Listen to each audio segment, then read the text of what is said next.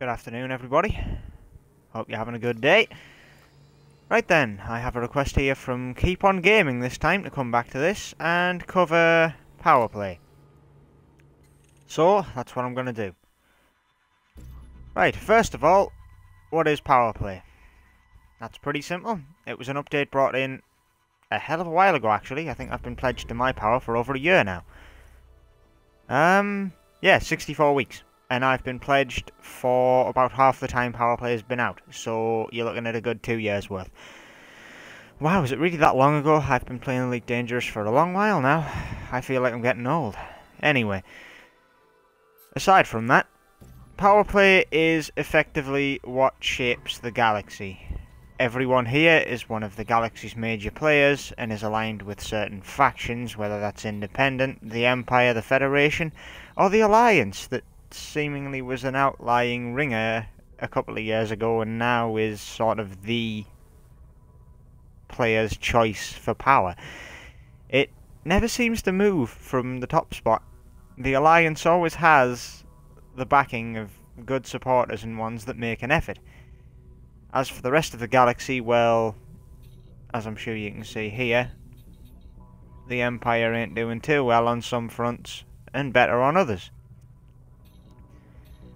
Now, Powerplay is all down to politics. Every different leader has different policies, some of which are criminal, some of which are law-bringing, others of which just encourage free trade. Most of these are AI controlled, with one exception. The EG Union is completely governed by players, if memory serves, and was a faction brought in by the community and by the Frontier devs because they'd won the right to actually have a faction's place. Now, I'm not a big fan of the EG Union, and I'll tell you why. For whatever reason, when I first joined back into the game after the EG Union became a superpower, their contacts tended not to like me, and they have kind of an axe to grind with me for whatever reason. Maybe it's because I'm an Imperial, I don't know. But I'm a bit wary of them, to be honest with you. Really am. But that's just my personal opinion, though. You know, they haven't really done anything to wrong me, haven't sent any attack ships after me, which is more than can be said for certain people. At any rate, first of all, I'm just going to cover the difference in policies and the overall politics of Powerplay, and then dive into a bit more detail about each person. So, each individual, as I see here, has different methods of their preparation, and this is how they govern their own politics and how they prefer to go about the methods of attaining power. Now, for Prime Minister Marn here, that is pretty much just throw money at it and buy up large things. So, because they can offer a large range of trade agreements, they can get independent systems on board rather easily. How they expand into them is offering them great trade deals with easy access and better legislation for profit. So it appeals to the corporate nature. Simple, as it says. Appeals to corporate governments. Is weak against everything that doesn't really rely on money all too much. Funny that it's not weak against dictators. I would have thought corruption would have just misplaced most of the money and it would be ineffective there as well. But apparently not. And then how they maintain control, again in Marn's case, it's just throwing a large amount of money into them and keeping them in financial boom. He's a very popular leader with a lot of the trading community simply because of his bonuses that he gives you. Now, there you go. If you pledge your allegiance to him, for instance, if you're a trader, trade profits in any controlled or exploited system are awarded with a voucher for 5% of the profits, increasing to 10, 15 and 20% at galactic power levels, standings 3, 2 and 1 respectively. Now this guy's constantly at 1, so you're getting an extra 20% profit. That's pretty damn good. And, I believe it gets better as it goes. No. Actually, yeah, there we go. 50% increase on rare goods profits in a controlled or exploited system. That's a ridiculously good bonus. Now you might think, yeah, you need merits to get there. Merits are surprisingly difficult to gain with Marn, based on the fact it's trade, but you don't have to be a trader with him. You can be one of his enforcers if you want. It's just a lot more tricky to maintain. But I'll go into that later on. Right then, on to someone who's potentially more combat oriented. If you want to fight, this is probably one of the better ways to do it by signing on with Arissa Lavny Deval. Simply because she is very much on the side of law, so if you pretty much ever have a problem with another system, and you want to take some enemies down, she is pretty much the one person that will let you do so lawfully in pretty much any situation. It's kind of scary how much she tries to push combat on others. But, there you go. Simple as that. It doesn't all start with violence, unlike for some. She's not a complete warmonger. She knows what she's doing. Hence the reason she's the Emperor. With powers that are more combat oriented, they will tend to, well, claim victory by force.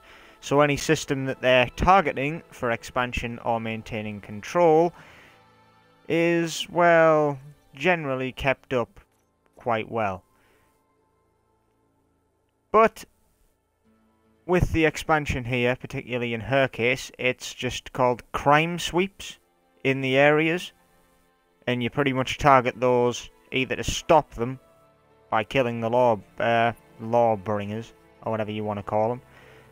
I think they're just Emperor's agents at this point.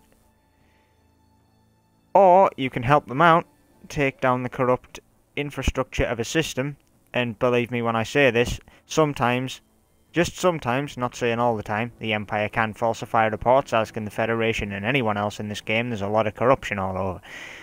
But there are some governments in some systems that are corrupt as fuck and will interdict you just like pirates to take your good cargo. But they won't ask nicely like pirates do. No. They just kill you. Plain and simple. They'll just kill you, then take it. Corrupt governments are worse than pirates. Who knew? But anyway. If you are looking for more combat-oriented kind of playstyle, I would say you're probably looking at one of those two to back at the moment. I believe Denton's probably on the same wavelength. Yeah, because he's the Imperial Navy's, well, one of the admirals. So he's on the same wavelength. Archon Delane's a little different, though he still does prefer to do things with violence. Being the criminal element of the Powerplay world, he would, of course. But, yeah, if you want to play as a criminal, I would say definitely side with him. The amount of power he can actually exert over systems and the amount of money you can make by doing illegal actions in said systems is pretty good. Though this guy has been sighted around, though. Unlike most other Powerplay guys, Archon Delane's actually been sighted piloting a vessel. Haven't really looked that much into it. But that leaves me open to the possibility that any of these leaders could be killed at any time. Just saying, it's a possibility. But one of the main things of Powerplay that I will just quickly go into now is it has a drastic impact on the news, and the news has a drastic impact on it in turn. Keep an eye on the news in the game, you'll keep a good ear to the ground for Powerplay. Now, the one major thing about Powerplay is, before anyone can get into it, please consider this very carefully, because it is painting a big target on your back for anyone who is hostile to your power. Come on, load up. Okay, now, you may think, holy crap, that's actually expanded the human bubble a lot since last time I've seen it, but yeah, okay, it's just a random massive blobs at this point. There's a lot of sort of independent little bubbles of certain control, rather than more of a concentrate. But, yeah, this like random amalgamation of bubbles and such now is basically the power. Every different colour indicates a different power. Some of them are quite similar, I will admit. Anything that tends to be blue or purple is Imperial control. Anything that is red or orange is Federation. Anything that's like yellow or lime green is independent, and then the very deep green up the top here, that is just a huge blob at the top of human space, is the Alliance. They have so much in the way of power that I can't even begin to wonder how they gained all of it. Although, every area of space, though, if I just zoom in a bit more,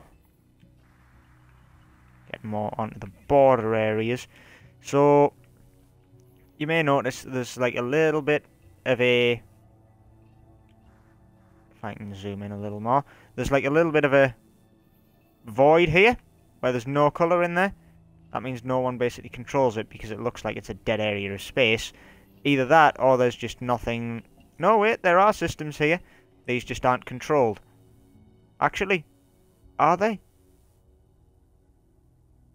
Contested systems. No, they're completely out of the control, so there's a bit of a divide in the middle of space, which is the neutral zone, I suppose, or the no-fire zone, as the Federation and the Empire would call it.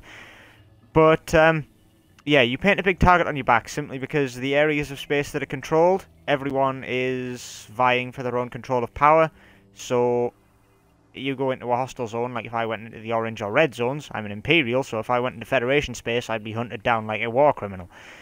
Pretty much because everybody in the Federation hates the Empire, and vice versa. They are at war and have been for years. It's not that tense right now, but there have been a lot of skirmishes in the past.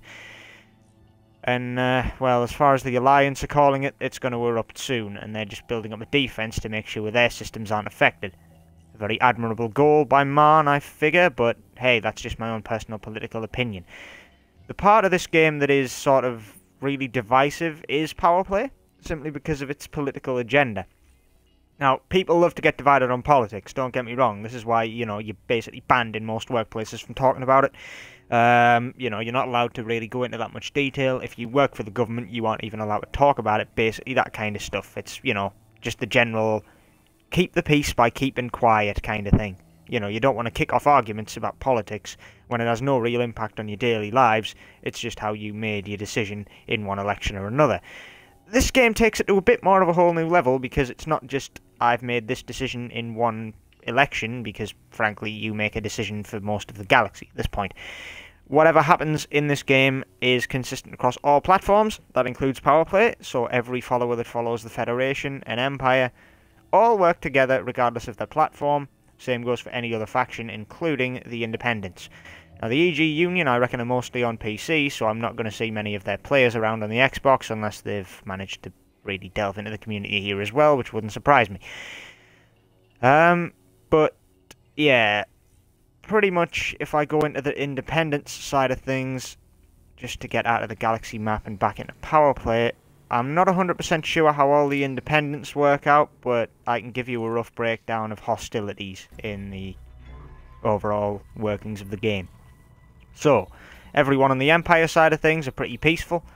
Doesn't mean that these two don't have their disagreements, don't get me wrong. The Emperor and Senator Torval there have their fair share of disagreements, and her ships frequently attack me.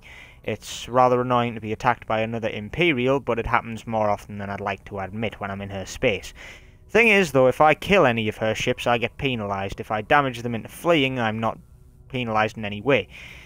It's a bit of a difficult thing, because obviously within their own political systems, the Federation and the Empire have their own political strata, which is vying for control even then.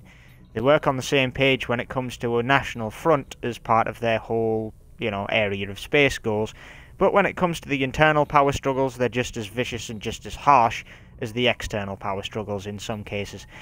Particularly with the Federation. I tend to feel when I was there actually helping the federal government build up a bit more of a foothold and get myself some cash on the board before heading straight over to Aisling Duval's space, and then eventually siding with the Emperor. Before she became Emperor, funny enough. But, yeah. These two, he's pretty much just an aggressor and keeps her down with violence. She just tries to do her damn job. She started hitting back a lot more recently from what I've heard, but other than that, it's still pretty much a one-sided battle. As far as I can really tell, this guy is just a warmonger. He is pretty much just seriously a problem. I don't get where he comes from, but all he thinks about is power and fighting. She's more humanitarian. If anything, I would say looking back over human history, this guy's trying to be like George Bush without the lies. He's just up front saying we need to kill more people. A bit of a mix between George Bush and Hitler. And then she's like Barack Obama. Someone who is just, you know, the most personable and humanitarian that you can be. I mean, if I go into the doctrine here, like, there you go. Sets in motion an extensive campaign improving welfare and health in the system. And I'm not even joking, that's what she does. Straight away, immediately, outbreaks and, like, busts just go out the window. Whereas with him, it's all military. If you go into one of his sectors of space looking for a fight, you will get heavy resistance. Military checkpoints are all over in his space. Yuri Grom, pretty sure Yuri Grom just has a bone to pick with everyone. Like, every other faction on the goddamn planet is against him. On the goddamn planet in the goddamn galaxy. Hey, stupidity. But yeah, every other faction in the game seems to have a problem with him because he has a problem with everyone else. He is a dictatorship-style government after all, and as admirable as the EG Union are with their stance on narcotics and other such things, well, it's still a bit of a problem. I mean, there you go. Secret Service agents to support uprisings and systems that he's preparing, and then, of course, launches the uprising, and then keeps control by counterintelligence and killing anyone that gets in the way behind the scenes. The classic dictator who keeps control by being subversive. That's pretty much the government style of the EG Union. Now, one other big thing that is a big difference is what people think of Pranav Antal. Some people liken him to a virtuoso terrorist. Others think he's actually trying to improve humankind by somewhat unethical methods, and others just think that he's, well, hard to say really. There's a few mixed opinions between his supporters.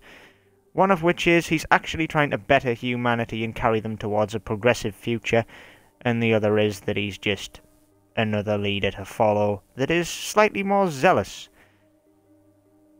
But then again, who am I to say? I have nothing to do with the man, I don't have any problems with him. He's been fine by me. Though I will say this, if you take a fight to Pranav Antal, be expectant of a lot of large ships. As far as I'm concerned, those two are actually allied, which is the only alliance I've seen between independent governments. So those two get good ship deals and good ship agreements. Still not sure whether conflict will kick off between them though. It was kind of a more, yeah, we agree not to kill each other kind of thing, and I believe the Federation also said the same thing about Pranav. It's a little difficult to see where he's going in the future of his power, but he always does kind of hover around the mid-section here on his power level. Li Yongrui is a brilliant leader for starter-up pilots. If you fly in his space, you're pretty much picking a fight with the Empire and the Federation and the Alliance, most likely.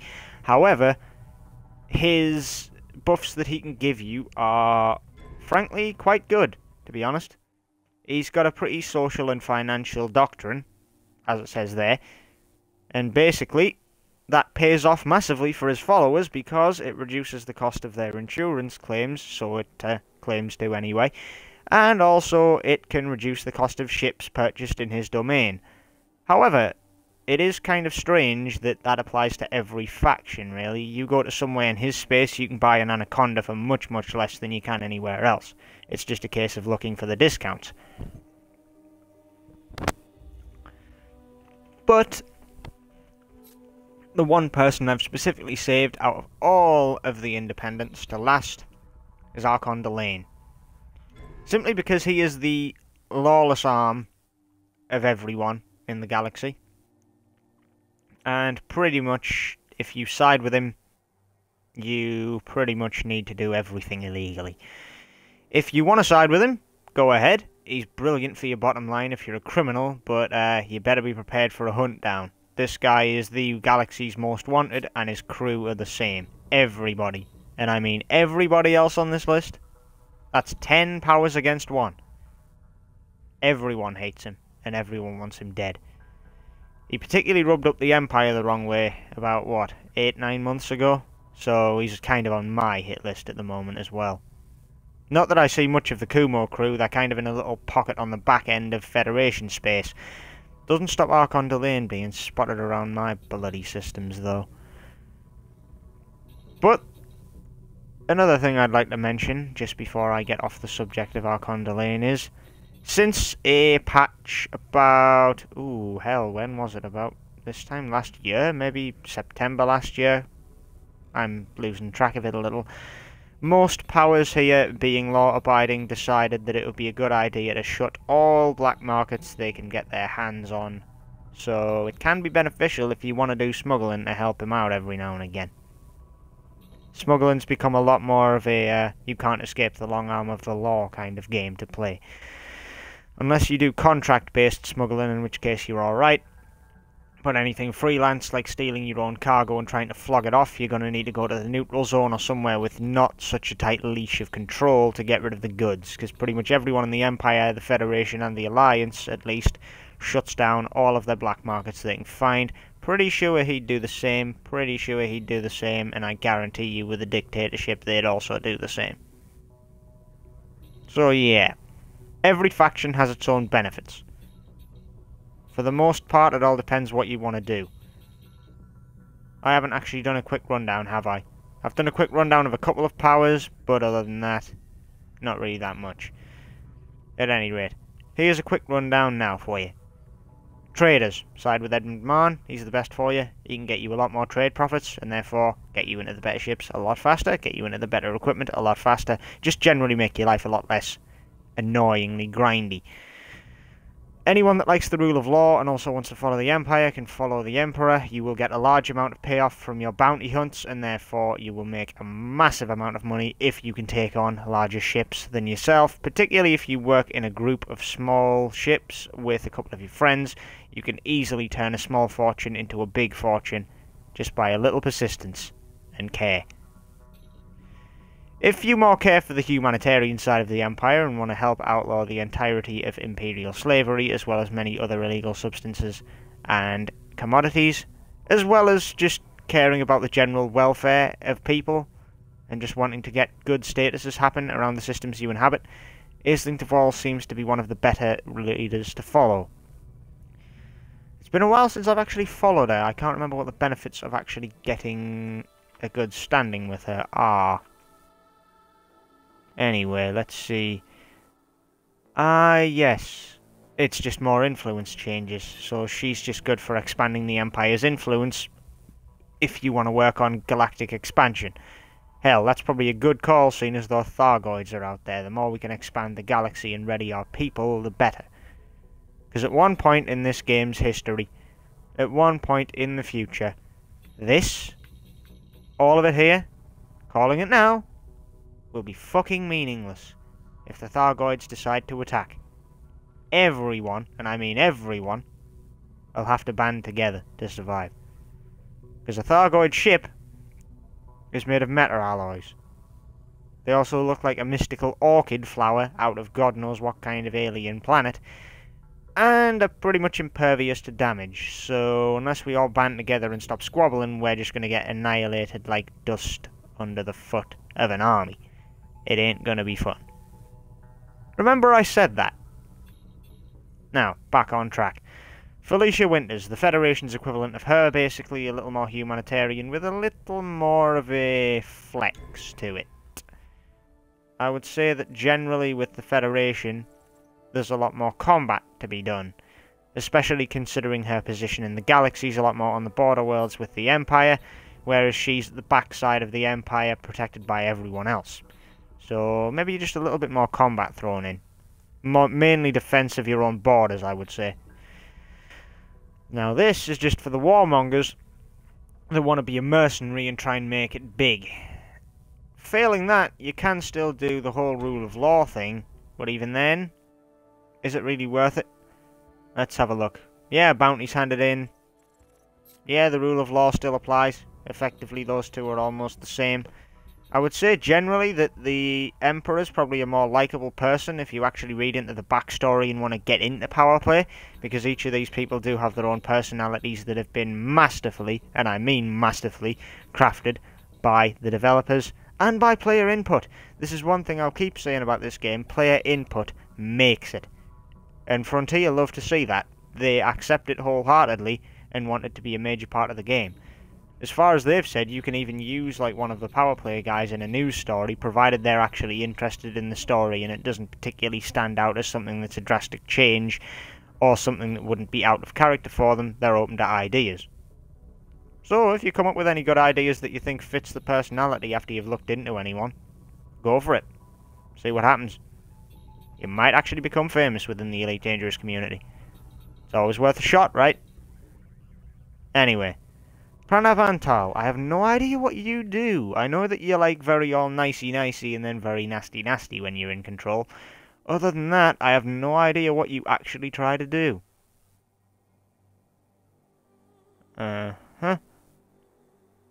Okay, so you just increase your own influence over the areas of space, so you're an expansionalist. I forgot that Pranav Antal is effectively the explorer's option. That you get a lot of trader options. Even then, I would say mostly fits into the whole trader, maybe an explorer mix. Combat, trader, I would say more explorer, maybe. Combat, definitely. Exploration experts can really go for Pranav Antal. As far as I'm aware, there was a system that he managed to gain control of thanks to the efforts of some followers, like 2,000 light years away from the human bubble. I don't think that's still under control, though, because the amount of money required to maintain that link to the human area of space was just too much. Denton Patrius is pretty much an Imperial Navy officer. He will just tell you to defend the borders. Pretty much the equivalent of these two combined, because he is on the border force every single day of his life, which is why he fluctuates quite heavily in his power play positions. Lee Yong-ri is just generally a trader slash high-tech shipbuilder. If you really want to get on the good side of someone and have some money to burn, it's a good place to start if you need a budget. Yuri Grom, I'm really not too sure on his doctrine, really.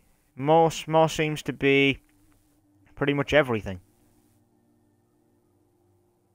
Yeah, small increases in everything, but then again, that's kind of what you'd expect from a player-controlled organisation, isn't it? It's just perks for everybody, but nowhere near as good as the specialised leaders. I'm not quite sure how popular Yuri Grom has gotten, but being a player-controlled power, I'd imagine people would want them to succeed quite a lot over the AIs.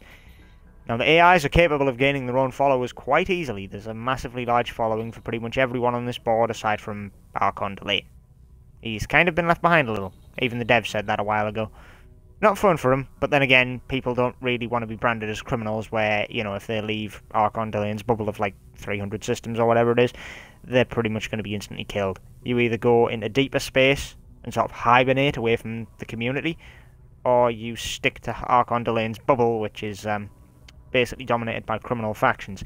And unless you can get a lot of them on your good side, even if you serve the Kumo crew, you will still be killed by the AI pirate-controlled factions that even follow him. Pretty much only the strong survive in his space. Make sure you're ready for that. Now then, we move on to Little Miss Miner. Zamina Torval is a brilliant leader to follow if you want to do mining.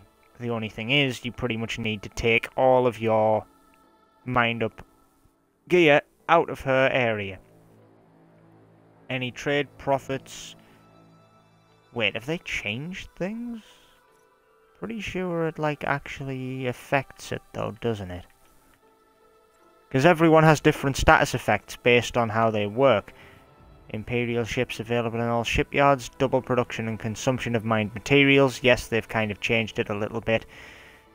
And then production and consumption of Imperial slaves doubled. Yeah, just reduces the price for every other style of controlled system. Although, the way this is laid out might be a little confusing to new players. Basically what it means is, control systems are basically the system in which the power sets up a headquarters for a local cluster. So in, I think it's one in every like 5, 6, 7 systems, you get like a little cluster of them. There's the main area.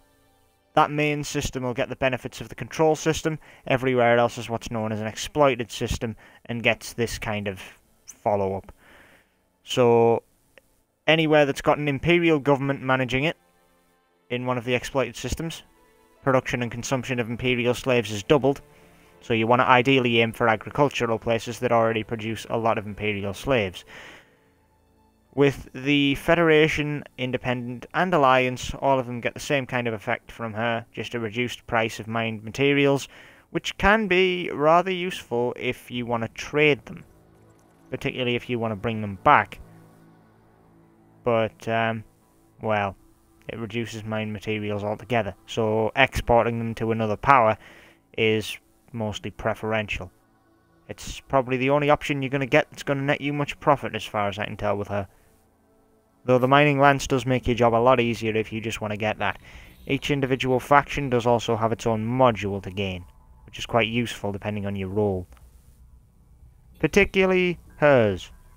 Prismatic shield generators, wasn't it? Like a prismatic shield generator is kind of ridiculous, because they generate prismatic shields, which basically are just a hell of a lot stronger than bubble shields. They also take a lot longer to recharge though, if memory serves, but having a ridiculously powerful shield on a ridiculously built up and well armed ship with a lot of armour can mean it's pretty much an immovable object, which is great if you want to go to war.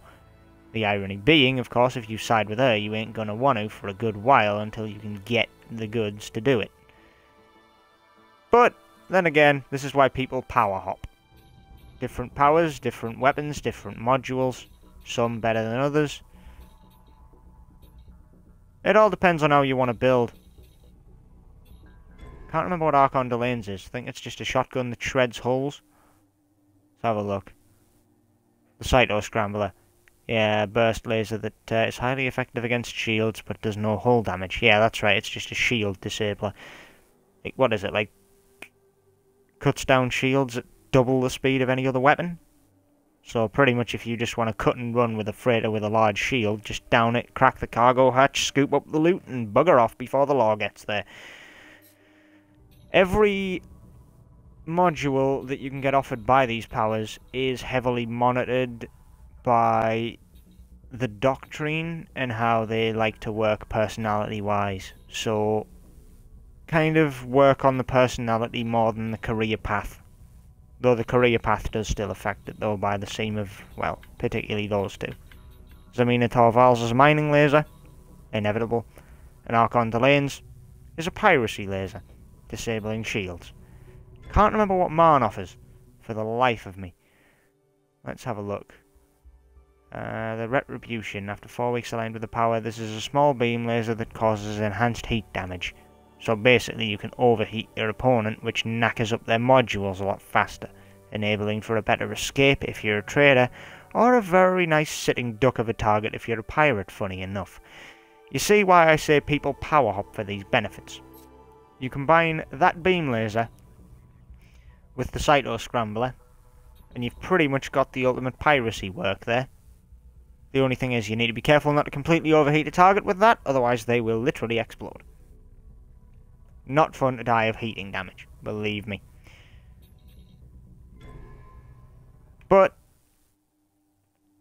to put up a quick point, some powers, before I forget, Archon Delane just being the prime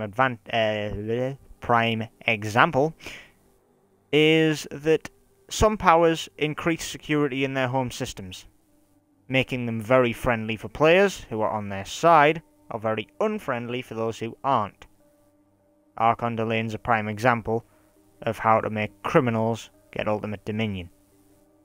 Every security level across all systems is halved.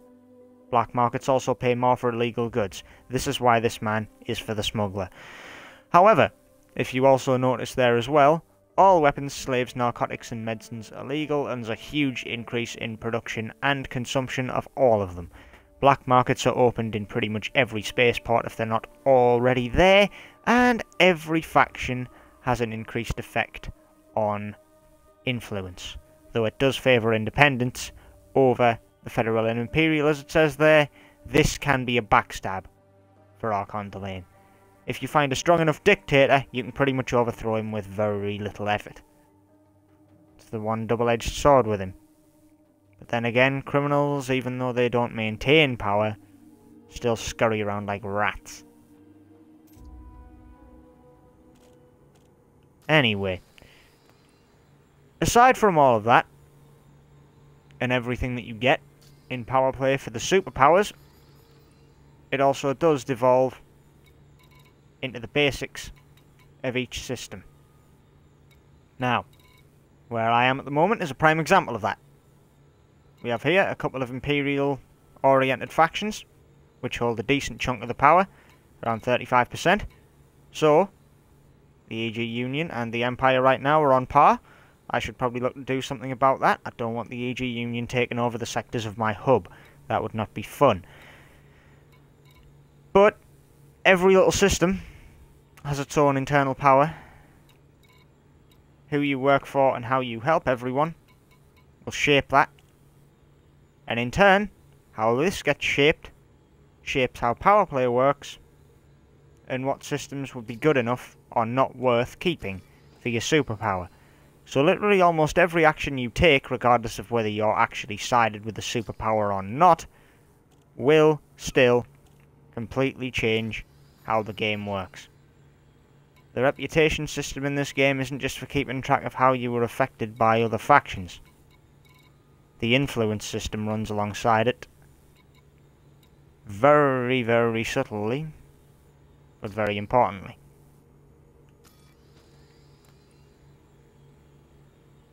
There is one other thing that springs to mind with the galactic powers, actually, just before I decide to go back to kitting out the remainder of my Cobra for today. And that is that every power here can drop out of the Powerplay at any time. Frontier have said this: if a certain power lacks a certain level of power at any point, it'll be undermined and replaced. Pretty sure Patrius came close to that at one point. I haven't seen it happen yet, and the 10 leaders, barring Yuri Grom, have been here since the Powerplay cycles started. But, hey, if you want to try and wipe out a power, be my guest. Pretty much everyone's trying to wipe each other out at this point, and everyone has a player backing. The push and pull keeps the galaxy alive. And one last thing before I'm done here. The Empire is best. Calling that now. Oh, actually, I did miss something. I completely missed out all of this. The preparation, expansion, and control. Holy crap, I'm a bit stupid. But, here's how it works. You get the systems that are basically being prepared at the moment. Ones that are being consolidated. And everyone votes on what to do. Now then. Simple. This goes back to how this works. Your expansion, your control, and your preparation. Any system that you're trying to prepare is a system that you're getting ready to take over. Any system that gets voted in and then succeeds in the preparation phase gets moved over to the control and expansion phases. Firstly, the expansion. It's fairly simple. Once a power is ready, it will then attempt to take over the system in its preferred method. The Emperor's be in combat, so she'll send in lawbringers to take out all the corrupt government agents in the area, which tends to be rather a lot of ships out of nowhere most of the time. However, the expansion attempts always seem to be under threat, mostly, if I actually look into it. Yep, there you go. We've got 1,248% of the expansion completed. However, due to everything that's gone on with other players interfering and taking out the ships in the area, we're going to fail, because they've done a lot more. It's quite a strange system, but keep in mind that even if you don't agree or serve a power, you can interfere with this. If you're completely neutral and don't serve a power, you can still stop a power from doing something. Hell, if you want to go rogue and just try and be a balancing act of all the powers in the galaxy, you can try doing that if you want. But you ain't going to gain half the rewards you do if you do power play properly and side with a power. The constant push and pull makes it a very dangerous game to play, though. There's a lot of systems undergoing fortification at the moment. Anyway, Fortification, which hasn't actually been mentioned up until now that I think about it, basically means that a system gets fortified, increasing its defences and making it harder to remove said power who controls it from the area. It also means that they use up less command capital and gain more, if memory serves. Oh, and that's one major thing that I've completely left out again. Fucking hell, I'm leaving a lot out today.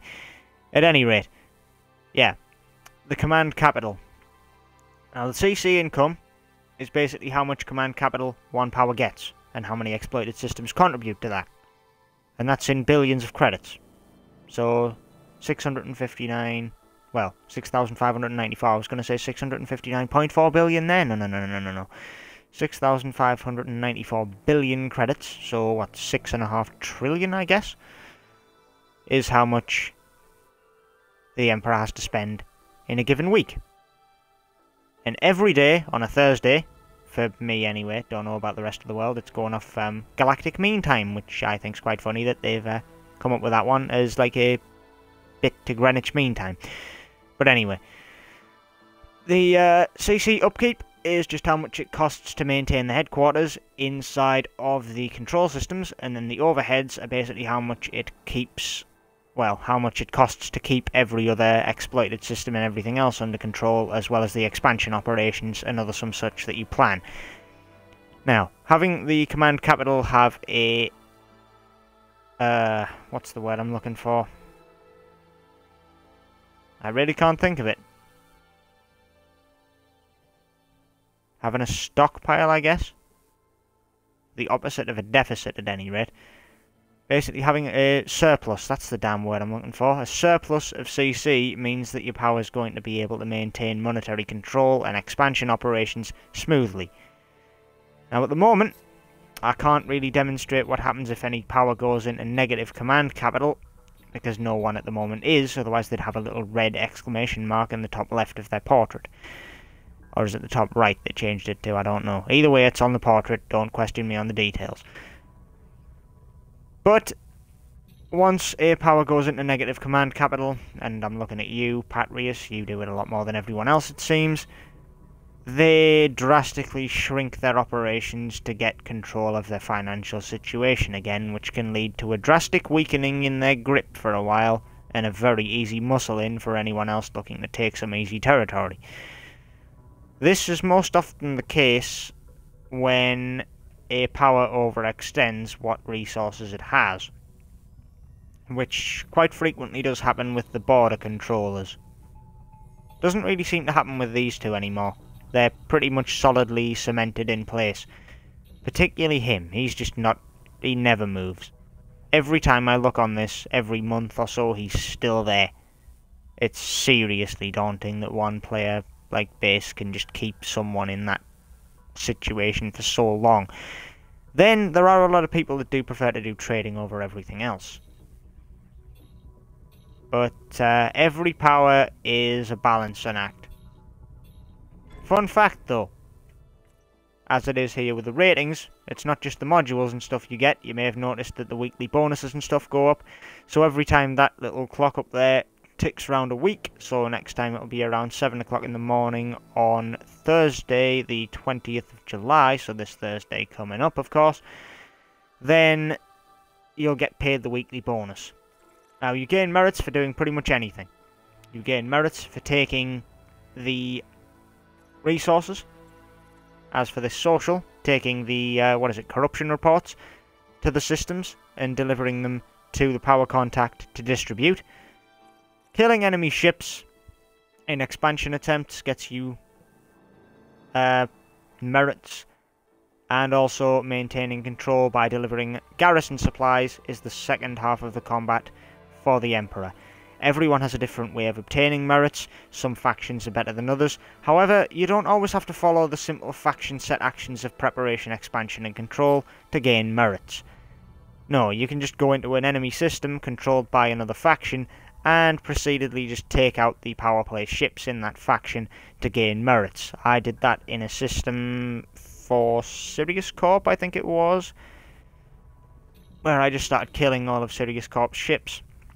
and I think I walked away at the end of the week with about 1,700 merits. Now, the reason I'm at no merits now is simply because every week, your merits get slashed in half. And then slowly but surely, if you don't keep earning them and keep them up, you go back down to rating 1. You still get paid, but hey, who doesn't want to get paid 50 million credits a week just on a bonus for doing Powerplay? Not saying it's easy to get to 10,000 merits. 1,000 isn't really that hard though. And the way they've changed the consolidation votes, well, let's just say rating 5s used to get like a shed load of votes, and then everyone else below used to just get outvoted by them. But now that everyone that basically contributes gets a vote, except for the rating 1s, because they are just servants that don't contribute, it's a lot more fair and balanced. Oh yeah, and the rating 8, rating 8, what the hell am I on about? Rating 5 always gets like a stupidly good bonus. 100% increase on bounty payouts, for example. It's insane. But the more you want to contribute, the more you can, and there's 1,000,001 ways to do it. So it's entirely up to you how you'd like to. Most players, despite siding with peaceful factions, will decide to just attack another player. God damn it, my vocabulary today is just not accurate. Another power, sorry, that will strengthen their power and also weaken the grip of an opponent. If you particularly just want to focus on subterfuge and weakening your opponents, the one exception to the rule here being you can't just go into another Empire system if you serve the Empire and kill their ships. That will get you penalised with your own superpower, as well as bounties on your head. So be careful with that. Same goes for the Federation. Everyone else, because they're only a single power for the superpower, you're pretty much fine. But yeah, both the major superpowers have that same kind of ethos. Everyone in the same superpower is an ally, despite the political struggles. There are different ways to perform subterfuge on the allied superpowers, namely basically weakening the ships, taking the supplies out of the hold without killing them, and then delivering them back to a control system for your superpower, thereby delaying the allied, quote-unquote, power from gaining more of a foothold in somewhere that your power may be interested in the future. As said, it's a delicate balancing act. Though if you are going to try and gain merits, I would recommend not doing it that way because, well, I don't think you would gain much by stealing commodities and then delivering them back to your own superpower. And that would be a really slow way to gain merits unless you've got a freighter, and even then, when are you going to build a freighter for combat? Not very often. If you want to, they can be quite combat effective, I've heard, because they basically become like tanks. But, hey, I haven't tried it yet. That's given me an idea, actually. I'm going to make a keelback, I think, next, into a full-on warship, and see how that fares. You see, this game just gives me ideas all the damn time. Now I've got to make that happen. Let's see, how much will I need? 20 mil? That should do it. Either way, that pretty much sums up Powerplay. If I've missed anything out, feel free to drop it in the comments and bitch slap me below. It's perfectly fine. I know I'm not the best at explaining these. It's kind of hard to get everything across, even though I did research this as a topic a bit beforehand. Just covering all the features in a specific order and stuff like that, planning it out, I'm not the best at. And hell, I'm not the best at explaining stuff, so I could have easily missed out something very important. In fact, I did. Again, for the 4th time? Yeah. There. Expansions. If you go into the expansions of a foreign power, or an opposing power, it'll tell you how to do, well, how to oppose their expansion and how to gain merits from it, rather. So, quite simply, break Yuri Grom's plans for capturing systems by destroying his battle fleets, enforcer warships, leaving the armed revolt in those systems without the military support it requires, and then hand in kill confirmation to the contacts in our controlled systems. A big thing that I've just remembered about this is if you get merit vouchers, you have to cash them in before they'll count. And if you leave them until the Powerplay cycle rotates, you lose any unclaimed vouchers. So make sure that if you are going to just go into, deep enemy territory and kill enemy ships for a week, that you can at least get back to your home systems to cash them in before they just go poof. Otherwise you're going to be left with a whole lot of nothing but a bounty on your head to show for it. Because let's face it, the way the galactic powers are all set up, yes, there are a lot that are law-abiding, but if you go into a system controlled by another power and start killing things, it's still going to gain you a bounty with said factions. This is the double-edged sword, again, for power play. You can easily gain a bounty by being too aggressive, and you can also easily get yourself killed by aligning with a power well before you're ready to face the consequences. Even when I'm in Imperial space, every now and again, I'll have one of his ships or his ships slip through the net and then try and interdict me or something. It always does happen. When you go into hostile space, it'll happen a hell of a lot more, pretty much to the tune of, what? If an Imperial goes into Federation space, you're looking to get interdicted 2-3 times a system, so be careful of that.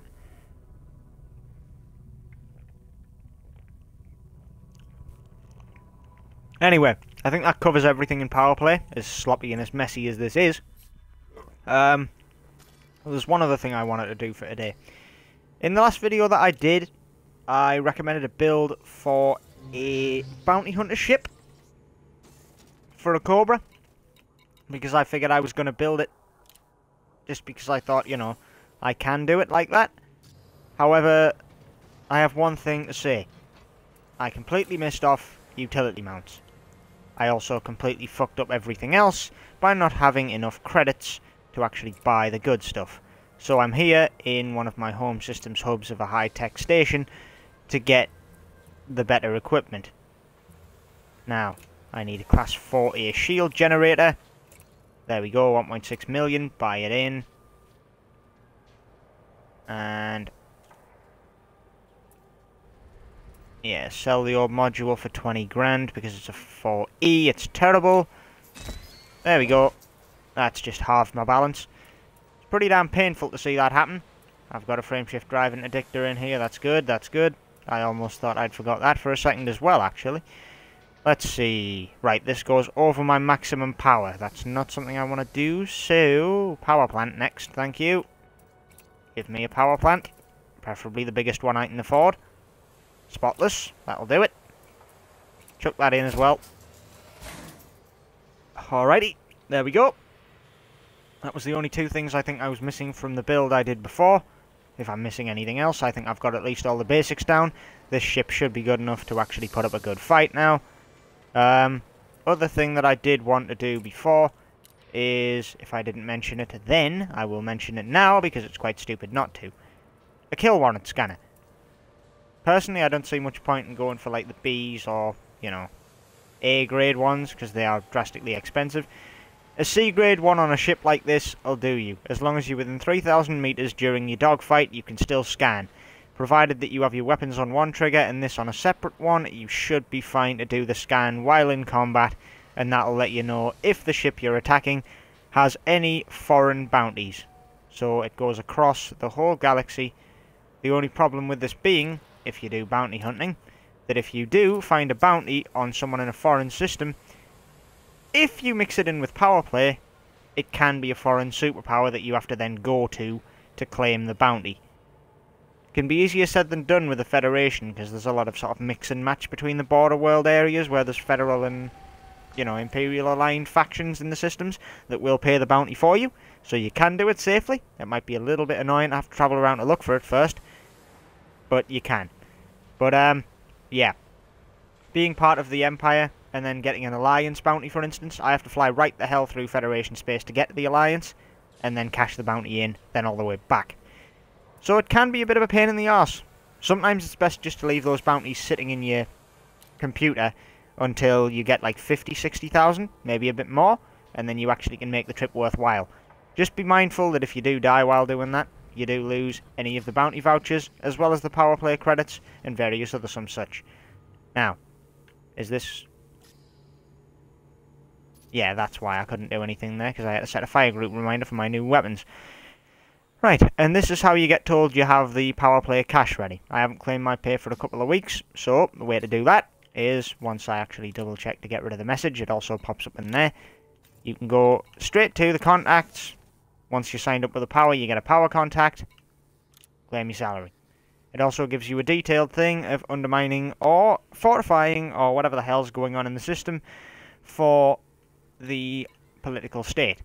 So this is one of Denton Patrius's places, so I can undermine it if I want to. I'm not going to do that, because I do treat the rest of the Empire as allies. I don't undermine them.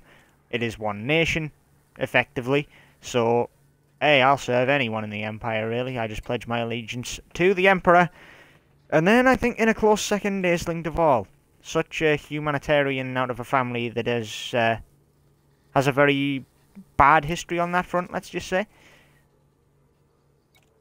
Anyway, I think that's everything I needed to do. I don't have that much money left, so I'm gonna pretty much have to go and make some. Let's see, is there a mission I can get to get out of my little, like, bubble here? Yes. I forgot there's a civil war going on here. Might be something to look into, but I don't have a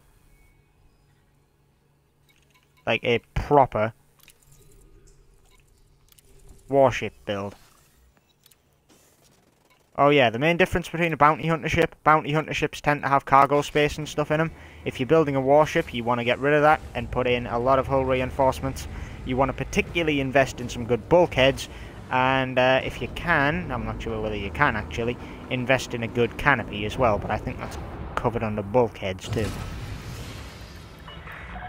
But yeah, pretty much just go for like pure damage and damage absorption on warships. Don't bother with cargo space or anything. This thing's kind of an all-purpose bounty hunter, so I can afford to shift some weight into other career paths and some such. Other than that, I wouldn't really risk it. Particularly in war zones where, you know, it's high intensity combat. When you're a bounty hunter, you'll be looking at maybe 1, 2, 3 targets max, and you can take down 2 or 3 easily if you're a good pilot.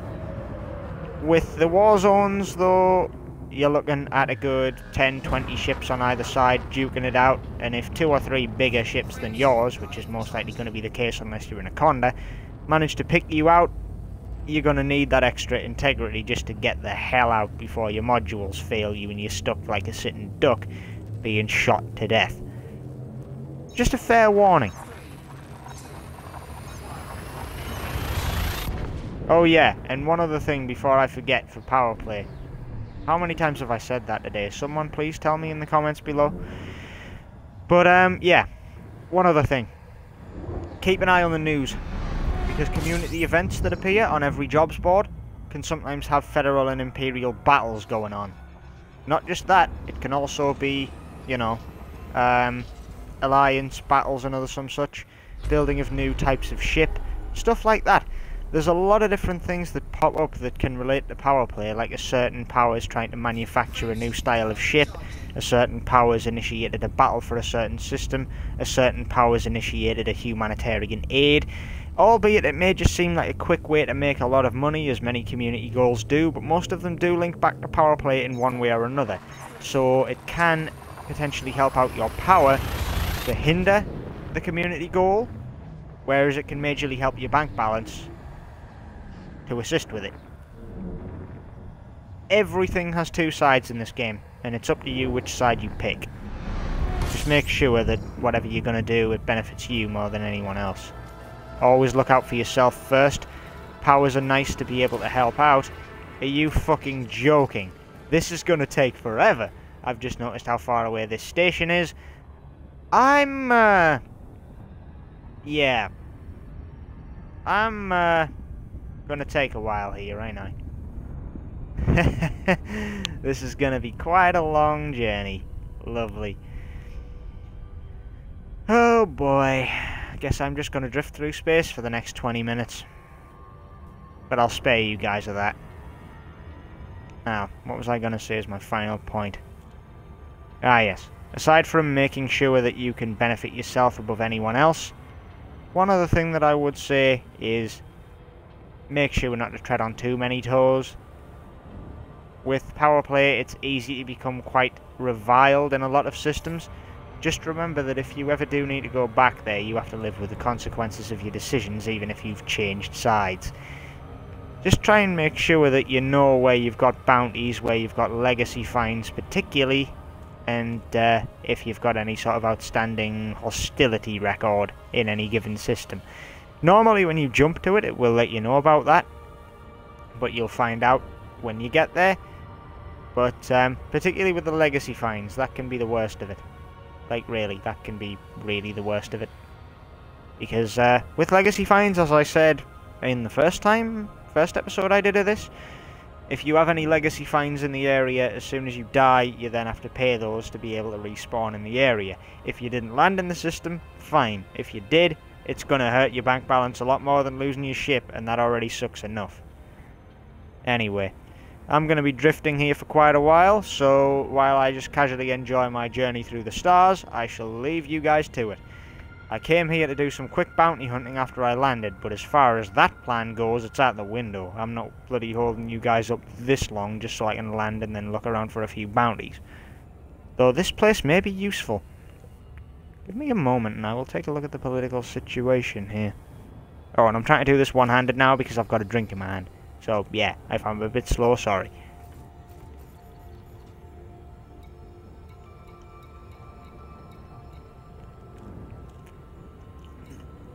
How are you even here? Neats must be a lot closer than I think it is. But there's not really that much here that's of any use to me at the moment. Well, there's no political instability here, though there is a famine. They're a democratic party. I could take advantage of that. Bringing food here would be greatly beneficial and also net me a pretty penny. Oh well, guess this system's quite stable at the moment. Guess I wouldn't be doing any bounty hunting here anyhow. Oh well.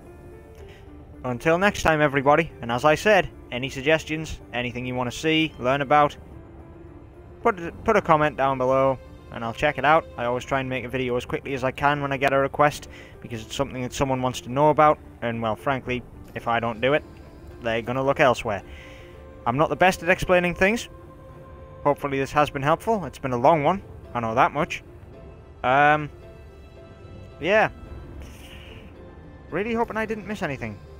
If I did, maybe I'll do like a version 2 take of this, I don't know. Anyway, until next time guys.